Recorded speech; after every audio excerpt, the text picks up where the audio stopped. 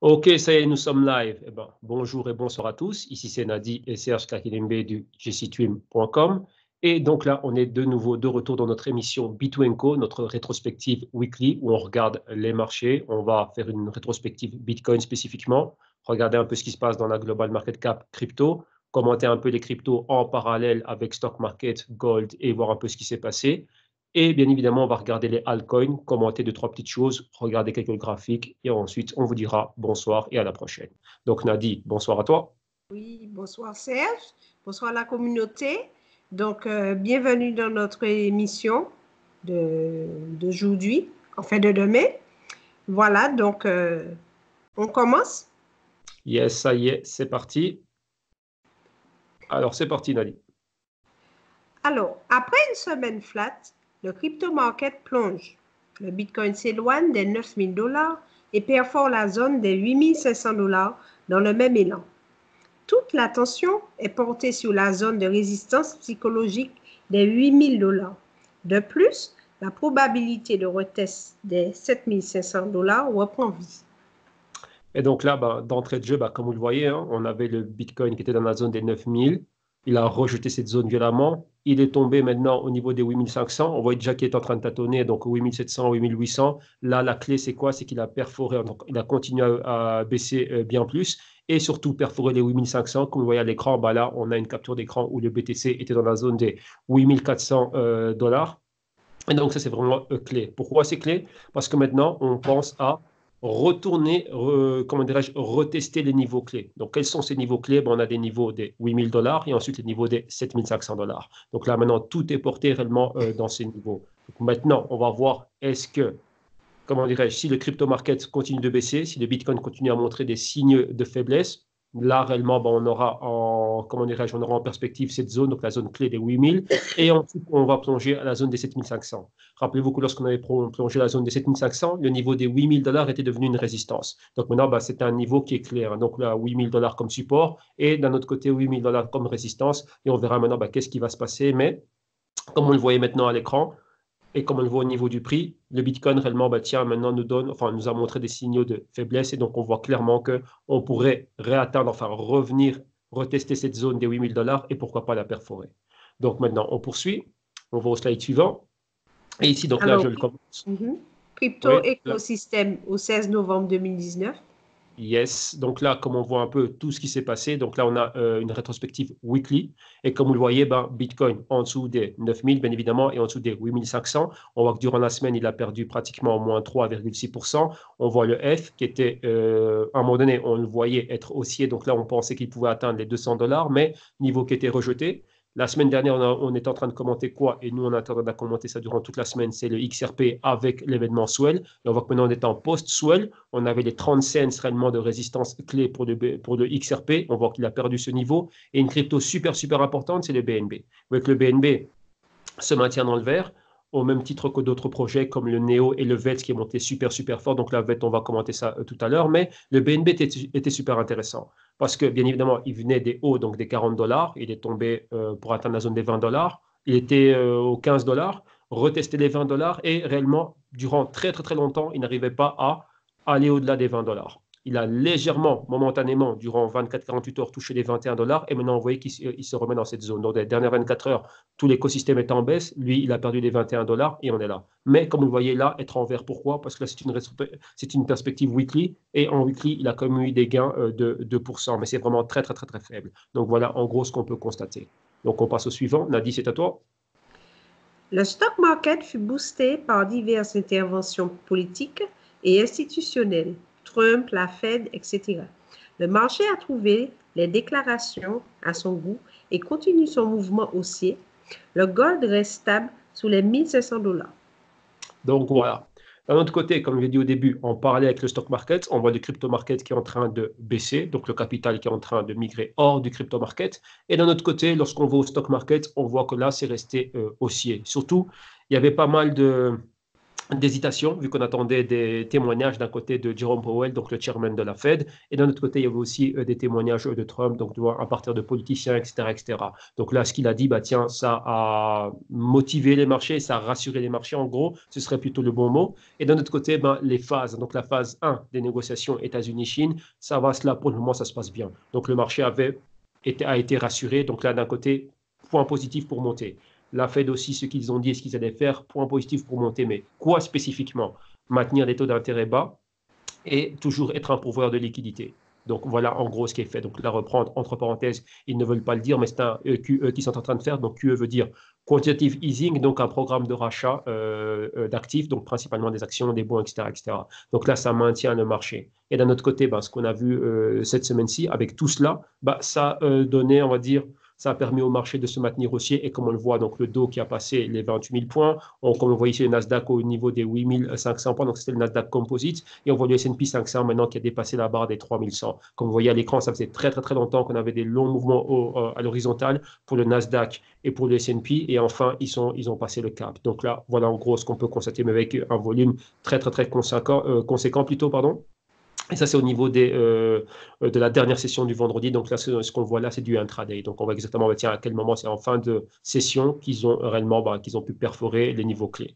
D'un autre côté, le gold, vous voyez, le marché est haut. Maintenant, il y a moins de tension, il y a moins de ceci, il y a moins de cela. Il y a toujours des risques macroéconomiques qui sont là. Donc quand je dis risques macroéconomiques, ça veut dire ralentissement économique. Mais d'un autre côté, le gold, après avoir atteint les 1560 points, plus ou moins comme vous le voyez ici, on voit qu'on est en phase de retracement. Donc on reconnaît clairement notre escalier baissier et on est là. Donc dans la zone des juste au-dessus des 1460, 1470 dollars, on est dans ces zones-là. Donc d'un autre côté, ben, lui est baissier, mais dans les derniers jours de 24-48 heures, lui aussi était haussier. Donc là, voilà en gros ce qu'on peut constater par rapport à ça. Donc là, il est stable entre les 1500 dollars et les 1400 dollars. Donc là, il est en train d'évoluer dans cette zone et comme on le voit ici, on reconnaît la baisse. Alors on poursuit. Nadie, c'est à toi. Alors, graphique Bitcoin. Voilà, donc là, en fait, c'est encore à moi. Et qu'est-ce qu'on constate maintenant? Donc là, spécifiquement avec le Bitcoin, comme on le voit à l'écran, on revient début du mois de novembre. On voit que fin octobre, on est passé de la zone des 7500 pour atteindre les 10 400, 10 500 plus ou moins. Là, c'est les prix qui nous proviennent de Bitfinex. Et on voit depuis lors comment est-ce qu'on est en train de baisser. Quand on regarde d'où on vient réellement, on voit qu'on est dans un canal baissier. Donc, on maintient toujours ce canal. On a nos moyennes mobiles. Bleu turquoise, c'est cette semaine. Rose fuchsia, c'est 30 jours. On voit comment ces deux moyennes mobiles sont en convergence et comment le prix était éloigné côté nord. Il est revenu replonger entre parenthèses entre ces deux moyennes mobiles. Au niveau de convergence, maintenant les deux moyennes mobiles jouent le rôle de résistance vu que le prix est en dessous. Donc là, vous voyez on était dans cette zone, comme on le commentait au début, les 8700 ou 8800. On voit comment on a perdu ce niveau juste au-dessus, enfin juste en dessous maintenant des 8500 et vous voyez que par le passé, c'était une espèce de petite résistance lorsqu'on avait atteint les niveaux bas et revenir retester ce niveau. Donc là, c'était une résistance. Maintenant, c'est un support. Donc si on perfore les 8500, 8400, on tombe directement. Qu'est-ce qu'on a? Prochaine target, les 8000 dollars. Comme vous le voyez ici, à maintes reprises, c'était un support. Et en dessous, c'est les 7500. Donc là, en gros, voilà ce qu'on a, voilà ce qu'on est en train de commenter au début. Lorsqu'on regarde ce qui se passe ici, l'interaction du prix avec les moyennes mobiles, et qu'on regarde la même interaction par le passé, on voit que dès que le prix plonge en dessous, il a tendance à aller bien plus bas et les moyennes mobiles jouent le rôle de résistance. Donc maintenant, si on refait exactement la même chose, et donc là, on s'attend à 1, atteindre les 7500 et 2, pouvoir aller bien plus bas. Donc 7000, 6500 et pourquoi pas des niveaux bien plus bas. Donc voilà pour le Bitcoin. On poursuit, Nadie, c'est à toi. Nous vivons l'after des déclarations du président chinois avec quelques retracements et corrections, mais l'impact provoqué reste toujours palpable. Les projets blockchain chinois gagnent l'attention et les faveurs des spéculateurs qui n'ont pas manqué l'occasion. Et le projet Vichen VET s'est fait remarquer lors d'un événement auquel a assisté le président Macron. Les cas d'utilité se concrétisent en Chine. Mais les prix résisteront-ils à la pression négative actuelle du crypto market? Donc voilà, ça c'est du côté des altcoins, comme on le disait en introduction. Qu'est-ce qui se passe avec les cryptos chinoises, comme on l'a vu avec le XRP? Comme on le voit, le XRP déjà, après son événement mensuel, on s'attendait réellement à avoir une hausse. Rappelez-vous, les cryptos, elles aiment bien ce genre de catalyseur. Il y a un événement, boum, le truc monte. Et là, il y a pas mal de choses qui ont été faites. Pour apporter un commentaire par rapport à cela, on a vu que maintenant que XRP, donc Ripple, pardon, Ripple, la compagnie, a passé les 300 clients. Et d'un autre côté, on voit qu'il y a un nouveau produit phare qu'on appelle le ODL, donc le On-Demand Liquidity, donc liquidité à la demande, réellement rencontre pas mal de succès aussi. Donc il y a moins de 10% de ces 300 clients qui utilisent cela. Le terme qu'ils avaient employé, qu'on avait largement commenté en interne, nous, c'est deux douzaines. Donc deux douzaines, c'est quoi? 24, 25, c'est quoi? Mais en tout cas, c'est moins de 30. Vu que 30, c'est 10% de 300 clients. Donc là, il y a moins de 10% qui utilisent cela. Un client en particulier a commenté l'utilité qu'ils font du ODL, et c'était MoneyGram. Et dans un corridor États-Unis-Chine, donc en dollars américains et pesos mexicains, ils ont commenté que le volume qu'ils avaient, enfin qu'ils font entre ces deux pays, ben là, 10% de cela utilisaient le XRP. Rappelez-vous, parce que le On-Demand Liquidity utilise le XRP. Donc on voit que MoneyGram, juste dans ce MoneyGram, c'est international, donc ils font des paiements transfrontaliers partout dans le monde, mais juste dans le corridor États-Unis-Chine, ils ont implémenté le ODL, et 10% de ce volume, enfin de tout le volume qu'ils font de transfert entre les États-Unis et la Chine, utilisent le XRP via le ODL. Donc on dit, OK, c'est bien, c'est juste un corridor, mais il faut plus. Donc là, plus au niveau mondial et bien plus avec d'autres partenaires qu'ils ont. Rappelez-vous, dans les deux douzaines qu'ils ont dit, donc moins de 10% des 300 clients qu'ils ont. Maintenant, par rapport aux commentaires que l'on peut faire par rapport à la Chine, comme vous avez bien vu, le BTC être baissier, et on a vu au début en rétrospective weekly des projets comme le VETS et le projet comme Neo, donc des projets chinois, donc ces blockchains chinoises qui restent haussières. Spécifiquement maintenant pour le Veshentor, il y a eu un événement, donc un événement d'import-export chinois où la Chine invite des partenaires, donc beaucoup de représentants, beaucoup d'entités, beaucoup de compagnies à venir en Chine et réellement mettre sur pied des accords et des partenariats pour du commerce international. Et lors de cette occasion, le président français, donc Emmanuel Macron, était présent là-bas en Chine, aux côtés du président Xi Jinping, et ils ont scellé un partenariat de 15 milliards de dollars pour les exportations françaises, principalement en vin, en volaille, en viande, etc., en direction de la Chine. Et dedans, il y a des entités qui vont participer à cela. Donc, ils ont mis sur pied une plateforme, mais cette plateforme, la clé, c'est quoi? C'est qu'elle est projetée, donc elle est propulsée sur la blockchain Veshentor. Donc, voilà en gros un véritable cas d'utilité. Donc, voilà pourquoi est-ce que le jeton VET de la blockchain Veshentor est en train de monter énormément. Donc, ça, c'est une chose clé.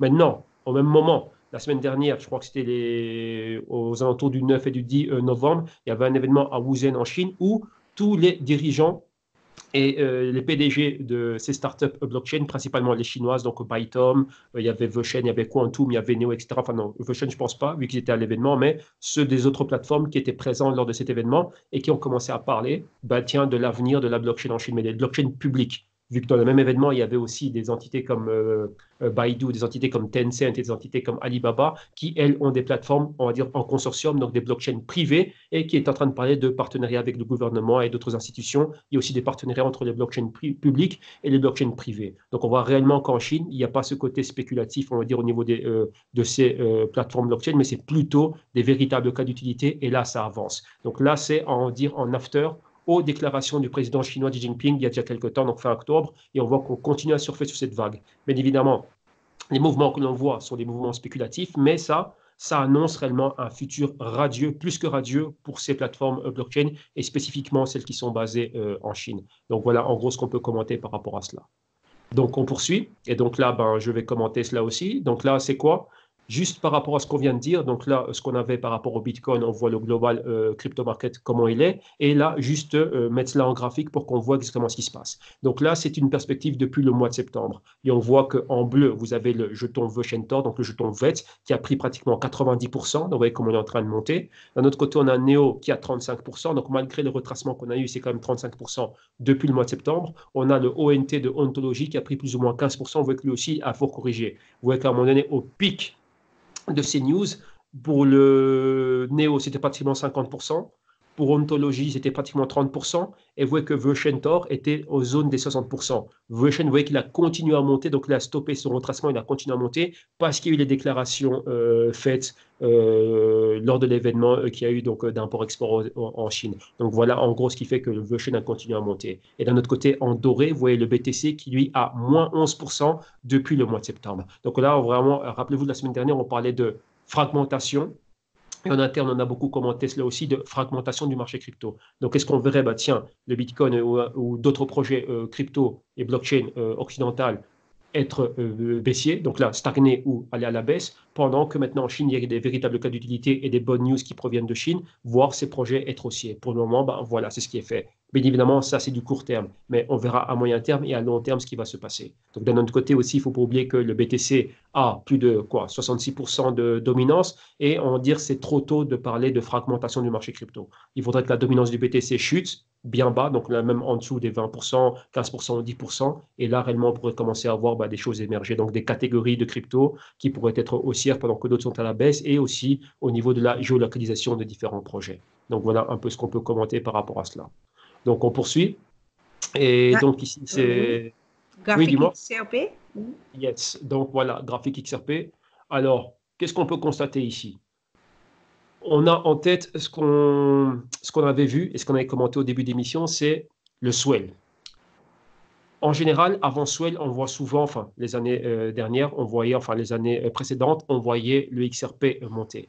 L'année dernière, ce n'était pas spécialement ça. Donc, on voyait à l'annonce de l'événement swell, etc., etc., le XRP pumpait fortement. Mais dernièrement, ça n'a pas trop été ça. Comme vous voyez, le graphique n'est pas, bon, bien sûr, c'est un graphique journalier, mais on ne sent pas le XRP réellement avoir envie, donc nous donner réellement, comment dirais-je, avoir la conviction et confirmer réellement une hausse. On voit qu'il est en train de jouer au ping-pong entre deux niveaux. Donc, ces deux niveaux sont les 24-25 cents et les 30 cents. Vous voyez que ça fait pas mal de temps depuis fin de l'été, donc août-septembre. On voit qu'on était entre les 24-25 cents et les 30 cents, un pic à 32 cents. Et on va dire, durant l'événement mensuel, on avait atteint les 30 cents. Donc, on était, durant un moment donné, comme vous le voyez ici, on était vraiment scotché au niveau des 30 cents. Et on voit que ça a été rejeté violemment, on va dire post-événement. Chose qui est assez curieuse, mais voilà en gros ce qui est fait. Donc, on voit que le jeton maintenant continue à baisser, au même titre que tout l'écosystème baisse avec le BTC, etc., etc.